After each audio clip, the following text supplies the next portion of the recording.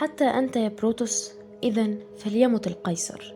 قالها يوليوس قيصر لحظة اغتياله، ورغم انه كان خد اكتر من 20 طعنة، الى ان طعنة صديقه بروتوس كانت القاتلة، وده بيثبت ان ألم الغدر اشد من ألم الموت، وان طعنة الصديق وجعها اقوى من طعنة السكين. طيب ايه هي بقى الحكاية وبدأت ازاي؟ انا اقولك. 15 مارس عام 44 قبل الميلاد كان يوليوس قيصر رايح لمجلس الشيوخ في روما على اساس ان هيتم تكريمه، وبمجرد ما دخل المجلس قرب منه مجموعة من السياسيين والقناصل، ولحظة واحدة هجم عليه كل من في المجلس بالسكاكين، لحد ما ظهر بروتوس صديق يوليوس واللي جري عليه علشان يحتمي فيه، والباقي كلنا عارفينه. يوليوس اتفاجئ بصديقه بيطلع سكينه وبيطعنه، وبيقول يوليوس جملته الشهيرة، وبيرد عليه بروتوس: أحب القيصر لكني أحب روما أكثر. وواقعة الاغتيال دي اتعملت منها أعمال فنية كتير، زي شكسبير اللي كتب مسرحية بعنوان يوليوس قيصر، واللوحة الجميلة لوحة الإيطالي فينتشينزو سنة 1805 بتصور لحظة اغتيال القيصر يوليوس.